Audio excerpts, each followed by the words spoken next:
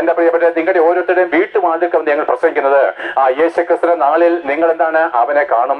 അവന്റെ മുമ്പിൽ നിങ്ങൾ നിൽക്കേണ്ടി വരുന്നത് കൊണ്ട് ഞങ്ങൾ ഇന്നത് അറിയുന്നു, നിങ്ങൾ അറിയുന്നില്ല. അതുകൊണ്ട് അറിവുള്ളവൻ അറിവില്ലാത്തവർക്ക് തങ്ങളുടെ അറിവ് പകർന്നു കൊടുക്കുന്നു. അതാണ് സുവിശേഷം.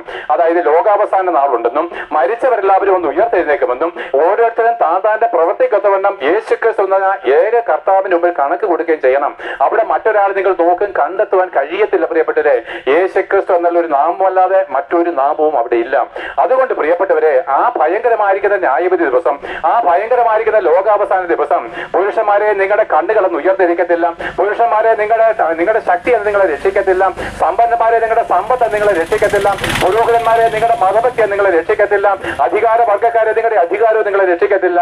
എന്നാൽ നോക്കുവിന് ഏഴകളായിരിക്കുന്ന തന്നെത്താൻ താഴ്ത്തപ്പെട്ട യേശുക്രിസ്തുവിന് മഹത്വം കൊടുത്ത ഒരു പറ്റം ജനങ്ങള് ആ ലോകാവസാന ദിവസം സന്തോഷത്തിന്റെ ആർപ്പിന്റെ പാട്ടുപാടും.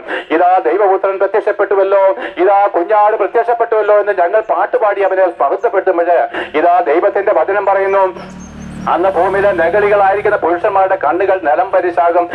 അവരുടെ കണ്ണുകൾ എന്താണ്? താഴേക്ക് താഴ്ന്നു പോകും. അവരുടെ അധികാരങ്ങൾ നിലം പരിശായിട്ട് പോകും.